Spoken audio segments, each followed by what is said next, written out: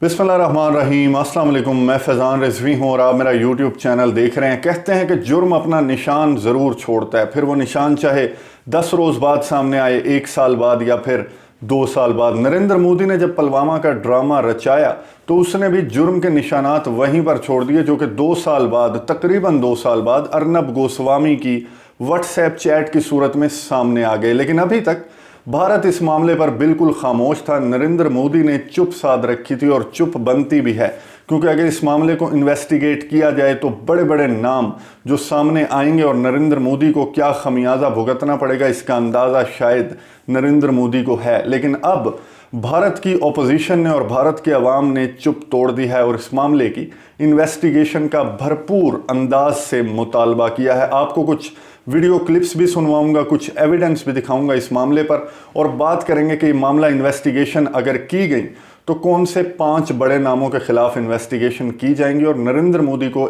इस इन्वेस्टिगेशन के नतीजे में क्या खमियाजा भुगतना पड़ सकता है। पहले क्विकली नज़र डाल लेते हैं बैकग्राउंड पर। क्विकली मैं आपको बताऊंगा क्योंकि वीडियो ज़्यादा लंबी हो जाएगी। 14 फरवरी 2019 पुलवामा में हमला हुआ, 40 भारतीय फौजी मारे गए और भारत ने रिवायती अंदाज अपनाते हुए पाकिस्तान पर इस हमले का इल्ज़ाम धर दिया। पाकिस्तान के वज़ीर आज़म इमरान खान ने बारहा भारत को मुखातिब करते हुए ये कहा कि अगर आपके पास कुछ सबूत हैं तो हम इन्वेस्टिगेट करने के लिए तैयार हैं और हम कार्रवाई करेंगे उनके खिलाफ जो इस हमले में मुलव्विस हैं, तो हमें सबूत दिए जाएं। वज़ीर आज़म इमरान खान का एक कौम से खिताब किया था उन्होंने पुलवामा हमले के बाद, वो आपको एक क्लिप सुनवाता हूँ उन्होंने क्या कहा, ये सुनिए, उसके बाद इस मामले पर बात करते हैं। मैं आज हिंदुस्तान की गवर्नमेंट को ऑफर कर रहा हूँ, किसी किस्म की आप तहकीकात करवाना चाहते हैं इस इंसिडेंट में कि कोई पाकिस्तानी इसमें मुलव्वस था, हम तैयार हैं। ये वज़ीर आज़म ने सिर्फ एक मरतबा नहीं बल्कि बारहा भारत को ये कहा कि हमें क्या फ़ायदा हासिल होगा इस किस्म का हमला करके, और अगर आपको लगता है कि पाकिस्तान मुलव्वस है तो फिर एविडेंस हमें दें और हम इन्वेस्टिगेट करेंगे इस मामले को और बहुत ईमानदारी से इन्वेस्टिगेट करेंगे और जो भी मुलव्वस हुआ उसको सज़ा दी जाएगी, उसके खिलाफ कार्रवाई की जाएगी। लेकिन जैसा कि ओबामा ने अपनी किताब में लिखा है, ओबामा की एक किताब जो मैं इस पर एक अलग वीडियो भी कर चुका हूँ, वो डिटेल में आप वो वीडियो भी देख सकते हैं, अ प्रॉमिस्ड लैंड, ओबामा की एक किताब। इसमें भारत के हवाले से ओबामा ने ये लिखा कि भारत में पाकिस्तान मुखालिफ जज्बात को उभार कर कोई भी जमात किसी भी किस्म का सियासी फ़ायदा हासिल कर सकती है, और नरेंद्र मोदी ने भी यही किया जो ओबामा ने अपनी किताब में लिखा था और जो पाकिस्तान इस हमले के फ़ौरन बाद ही पाकिस्तान की जानिब से स्टेटमेंट सामने आ गई थी कि सियासी फ़ायदा हासिल करने के लिए पाकिस्तान पर इल्ज़ाम आयद किया जा रहा है। नरेंद्र मोदी ने यही किया, इन्वेस्टिगेशन की जो ऑफ़र की गई थी उसे भी पसे पुष्ट डाल दिया और जो भी बातें की जा रही थी पाकिस्तान की जानिब से कि मिल बैठ कर इस मामले को देख लेते हैं, इन्वेस्टिगेट कर लेते हैं, उसे साइड पर रख कर मोदी ने सियासी फ़ायदा हासिल करने के लिए 26 फरवरी को सो कॉल्ड सर्जिकल स्ट्राइक्स के नाम पर कुछ कव्वे और कुछ दरख्तों पर हमला कर दिया बालाकोट में। और उसके बाद जो है भारत में क्या सिचुएशन थी, क्या सूरत हाल थी, किस तरह से कौमियत का जो जज्बा होता है नेशनलिज्म का, वो नरेंद्र मोदी ने उभारा 26 फरवरी के इस हमले के बाद। वो ये क्लिप सुनिए, आपको फिर इससे अंदाज़ा होगा कि किस तरह से भारत में जो है वो जोश भर गया। जैसा कि ओबामा ने अपनी किताब में लिखा था कि इस तरह से जोश भर देना बहुत आसान है भारतीयों में। तो ये क्लिप सुनिए नरेंद्र मोदी का, उसके बाद आपको अंदाज़ा होगा कि किस तरह की कैफियत, वो जो इलेक्शन कैंपेन चल रही थी उसमें किस तरह की कैफियत बिल्ट की नरेंद्र मोदी ने 26 फरवरी को ये झूठी कव्वों और दरख्तों के खिलाफ ये सर्जिकल स्ट्राइक करने के बाद। ये सुनिए। विश्वास दिलाता हूं कि देश सुरक्षित हाथों में है।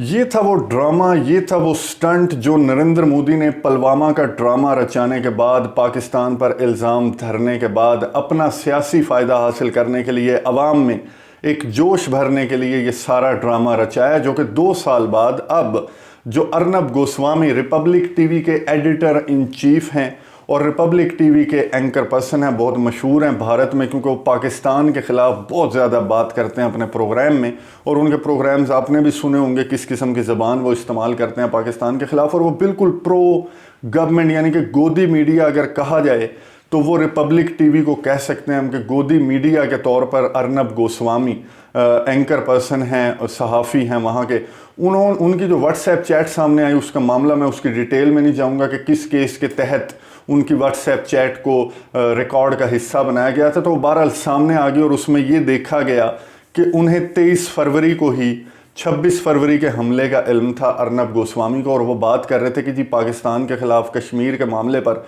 बहुत बड़ा एक्शन होने वाला है। और आगे से जो चैट जिनसे कर रहे थे उनसे ये बात की गई कि जी इस हमले के नतीजे में बड़ा फ़ायदा हासिल होने वाला है जो नरेंद्र मोदी हैं उन्हें, क्योंकि इलेक्शन के दिन थे तो बहुत बड़ा, उन्होंने कहा कि क्लीन स्वीप करेंगे अगर ये हमला कर दिया जो आप प्लान बता रहे हैं 3 दिन पहले ही अर्नब गोस्वामी को उन्होंने कहा। तो अर्नब गोस्वामी ने कहा ये होने जा रहा है और 26 फरवरी को ये हुआ। तो ये चैट सामने आने के बाद अब 2 साल बाद ये मामला फिर से खुल गया और पाकिस्तान का जो मौक़िफ़ था कि भारत नरेंद्र मोदी पाकिस्तान का नाम इस्तेमाल करके सियासी फ़ायदा हासिल करना चाहता है, जो ओबामा ने भी, और पूरी दुनिया को पता है, ओबामा ने भी अपनी किताब में लिख दिया, भारत के दौरे पे आए हुए थे, उन्होंने ऑब्ज़र्व किया कि पाकिस्तान का नाम लेके तो नरेंद्र मोदी जैसा भी वज़ीर आज़म बन सकता है इस मुल्क का। तो नरेंद्र मोदी इस नेचर को, भारतीय कौम के इस कौमियत परस्त जज्बे को भांप चुके थे, तो उन्होंने इसका सियासी फ़ायदा हासिल कर लिया। बहरहाल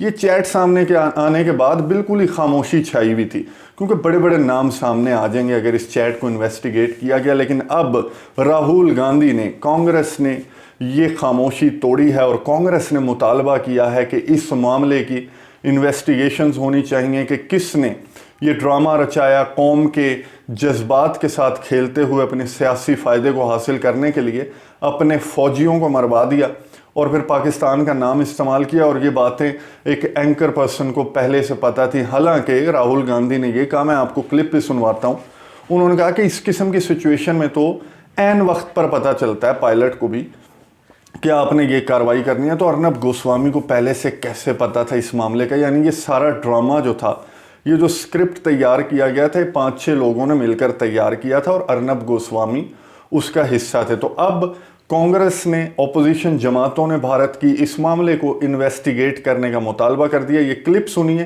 कि किन अल्फाज में राहुल गांधी ने इस मामले के इन्वेस्टिगेशंस के लिए प्रेशर डाला है गवर्नमेंट पर और इदारों पर। ये क्लिप सुनिए, उसके बाद बात करते हैं कि इन्वेस्टिगेशन किसके खिलाफ होने जा रही है। एक जर्नलिस्ट को बालाकोट से पहले इंफॉर्मेशन दी जा रही है। उसी जर्नलिस्ट ने पहले कहा पुलवामा के बाद कि ये हमारे लिए बहुत अच्छा हुआ है। Reflection of the mindset of the prime minister. जो इनकी माइंडसेट है वो उनकी माइंडसेट है। ये देखो हमारे लिए बहुत अच्छा हुआ है कि हमारे 40 लोग मर गए, अब हम चुनाव जीत जाएंगे। So it is a criminal action and that investigation should begin.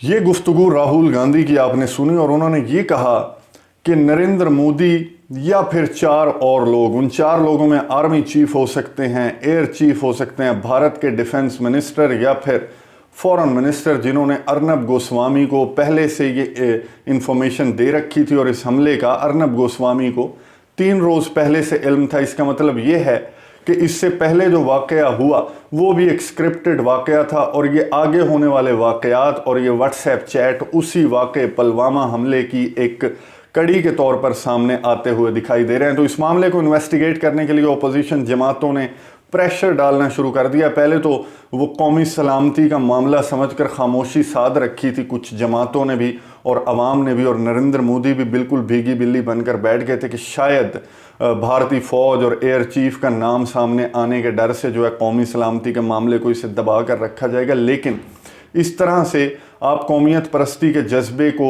इस्तेमाल करते हुए अपना सियासी फ़ायदा हासिल नहीं कर सकते। राहुल गांधी ने सिंपली ये मैसेज दे दिया और इस मामले के इन्वेस्टिगेशन का मुतालबा किया। ये मामला इन्वेस्टिगेशन की तरफ गया तो 5 लोगों के खिलाफ इन्वेस्टिगेशन होगी। नरेंद्र मोदी वज़ीर आज़म भारत के, army chief, air chief, defence minister और फॉरेन मिनिस्टर, जिनमें से किसी ने अर्नब गोस्वामी को इस मामले की, इस हमले की पहले से इंफॉर्मेशन दे रखी थी। और अगर ये मामला इन्वेस्टिगेट ही वो हुआ तो फिर 14 फरवरी का मामला भी इन्वेस्टिगेशन की तरफ जाएगा कि क्या इस मामले का इस ड्रामे से कोई ताल्लुक़ निकलता है या नहीं। और फिर इस इन्वेस्टिगेशन के बाद जो पाकिस्तान शुरू से जो मौक़िफ़ इख्तियार किए हुए है वो मामला खुलकर सामने आ जाएगा। एक भारतीय व्यूवर हैं, उन्होंने कमेंट बॉक्स में मुझे यही कहा कि इंडिया के मुतल्लिक जब आप वीडियो करते हैं तो ये कैटेगोरिकली बताया करें कि आप नरेंद्र मोदी के खिलाफ वीडियो कर रहे हैं, भारतीयों के खिलाफ नहीं, क्योंकि भारतीय पाकिस्तान से बहुत प्यार करते हैं। तो मामला ये है कि ऐसा लीडर अगर किसी मुल्क का आके बैठ जाएगा कि वो बजाय मामलात को दोस्ती की तरफ और टेबल की तरफ ले जाने की बजाय अपने सियासी फ़वाइद हासिल करने के लिए इस किस्म के भोंडे अपने ही फौजियों को मरवा देगा और इस तरह से प्लानिंग करेगा अपने इंतखाबात जीतने के लिए, तो जाहिर है कि हमारी आपसी कोई इख्तलाफ नहीं है, ना दुश्मनी है। जो मामलात हैं वो टेबल पर बैठ के भी हल हो सकते हैं, जो कि वज़ीर-ए-आज़म इमरान खान बारहा कह चुके हैं। लेकिन अगर ऐसे से लीडर मुसल्लत रहे भारत पर, जो ओबामा ने अपनी किताब में लिख दिया था, तो फिर भारत की जमहूरियत का तो बेड़ा गर्क होना ही होना है। इस मामले पर नज़र रखेंगे। जो अपोजिशन ने मुतालबा किया, डिमांड किया इन्वेस्टिगेशन की, इस मामले को इन्वेस्टिगेशन की तरफ बहरहाल ले जाना ही पड़ेगा नरेंद्र मोदी हुकूमत को, जो छुपाना चाह रही है। राहुल गांधी ने अपनी इस प्रेस कॉन्फ्रेंस में एंड में एक सहाफ़ी के सवाल के जवाब में ये भी कहा कि नरेंद्र मोदी किसी सूरत इस मामले को इन्वेस्टिगेशन की तरफ नहीं जाने देगा, क्योंकि वजारत उज़्मा की कुर्सी को भी ख़तरा है अगर ये मामला इन्वेस्टिगेट किया जाए। बाहर प्रेशर डाल रही है अपोजिशन, और स्पेशली जो राहुल गांधी हैं वो भी प्रेशर डाल रहे हैं इन्वेस्टिगेशन का। तो मामला इन्वेस्टिगेशन की तरफ जाता है तो फिर क्या और हक़ाइक़ सामने आते हैं 14 फरवरी के इंसिडेंट को लेकर भी, उस पर भी नज़र रखेंगे। इस हवाले से आपको अपडेट्स देता रहूँगा। अगले व्लॉग तक के लिए मुझे इजाज़त दीजिए। अल्लाह हाफ़िज़।